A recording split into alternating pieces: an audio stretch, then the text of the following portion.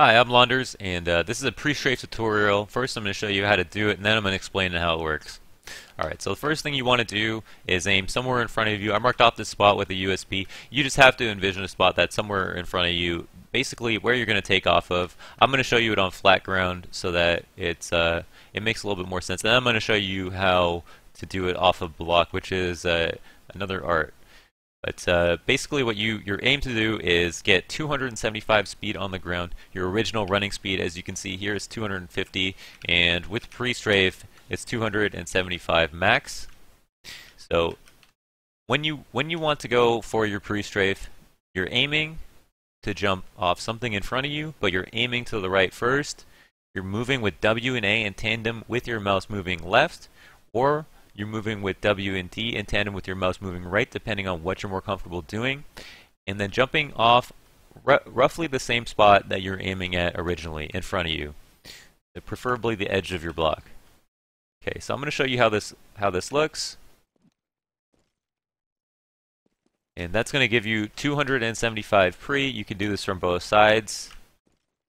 Some people are more comfortable from one side, and some people are more comfortable from others. But as long as you're getting 275, that's the goal. And if you get anything less, like that jump I got 260, if you're trying to set an LJ record and you get 260, but you had amazing strafes throughout the jump, you're really wasting your time, because pre-strafe is a bunch of free distance, as you can see, that can get you really far without having to do much effort, except for mastering the pre-strafe. In 1.6, pre-strafe was arguably more important than strafing itself, and also a lot easier, as it's just one motion that you have to master. So if you want to do this off a block, I can show you how to do it off a block. Now this is the way that I do it. Some people do it just facing the block and jumping like that.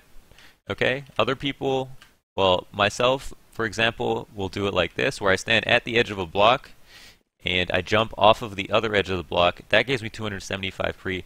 The reason that I recommend this way is because it also ensures that you're using the most amount of space on your block, and so that kills two birds with one stone, in that if you want to do a block LJ, you're getting really good pre, and you're also maximizing the distance that you have. And that can go for any jump if you don't feel like doing much other strafing. See, if you want to do a really good jump, you can land that with perfect pre and make the most of your space just by standing at the edge of your block, looking where you want to jump off of, and then jumping from there. So that's standing here, W and A, and then continuing into your strafe.